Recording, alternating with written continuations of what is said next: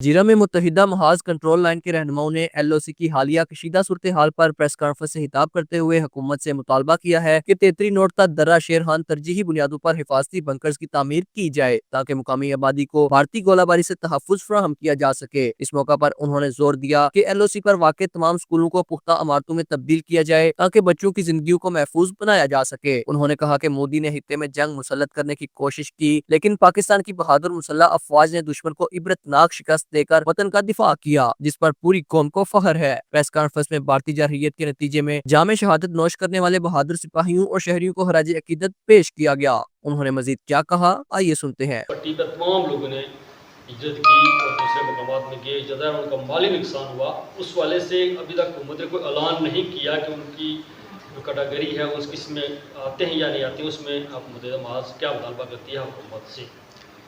जी sir, इसमें चूँकि इस वक्त सर्वे जारी है और हम ये समझते हैं कि हमने मुतालबे में भी ये बात रखी है कि जिन लोगों के मकान तबाह हुए हैं, कि मसाजिद तबाह हुए हैं, जिनके दो भी नुकसान है, माल मवेशी हैं, हुकूमत फौरी तौर पर उनको मुआवजे की अदायगी का बंदोबस्त करे। ये हमारे मुतालबे में शामिल है। लेकिन चूँकि सर्वे है, वो सर्वे जब हो जाएगा, इसके साथ एक बात और हम रखना चाहेंगे, क्योंकि जो इलीगली इंडियन ऑक्यूपाइड कश्मीर है, IOK जिसको हम कहते हैं, इंडियन मकबूजा कश्मीर, वहाँ पे इस वक्त हमारी हुर्रियत पसंद क़यादत और तहरीक आज़ादी की क़यादत को नाहक कैद में रखा गया है। हम ये मुतालबा करते हैं मुत्तहिदा महाज कंट्रोल लाइन कि उनको भारत फिलफौर रिहा करें, जिनमें यासीन मलिक साहब समेत जितने भी असीरान हैं उनकी अमर रिहाई का मुतालबा भी करते हैं। परवेज़ साहब, मैं उस जगह मौजूद था, उस मीटिंग में भी उन्होंने अपनी गुफ्तगू के दौरान कमिश्नर साहब ने ये कहा था, मसूद रहमान साहब ने ये कहा था कि जिन लोगों का नुकसान हुआ है उनको कोई फाइल या मिसल के प्रोसेस में नहीं डाला जाएगा, उनको डायरेक्टली मुआवजा दिया जाएगा।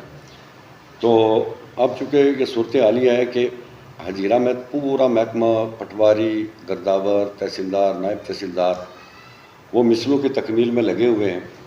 तो मैं ये गुजारिश करूँगा कमिश्नर साहब को कि जिन लोगों का नुकसान हुआ है वो पहले 1-2-3 दिन में वो फहरिस्तें महकमा माल ने बना के आपको इरसाल कर दी थी।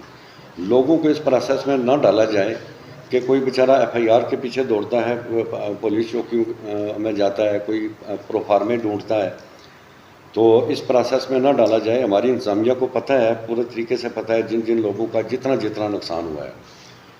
तो इसमें कमिश्नर साहब और डिप्टी कमिश्नर साहब इस चीज़ को रिविज़िट करें। ये हम अपनी बात रखते हैं उनके सामने।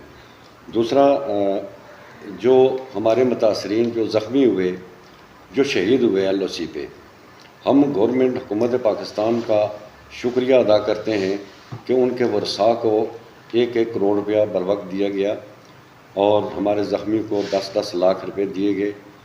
और हम ये मुतालबा रखते हैं कि इसको हमारे जो Azad Kashmir border relief act 2018-19 है, इसमें इसको शामिल किया जाए ताकि जब भी LOC पे कोई इस तरह का वाक़या इंसिडेंट हो, जो शहीद हो, ज़ख्मी हो, और जो मौजूदा वज़ीर आज़म का ऐलान है, जिस तरह लोगों को ये मुआवजा जात दिए गए, ये तसलसल इसी तरह जारी रहे और इसको हमारे बॉर्डर रिलीफ एक्ट का हिस्सा बनाया जाए गवर्नमेंट पाकिस्तान की अप्रूवल से।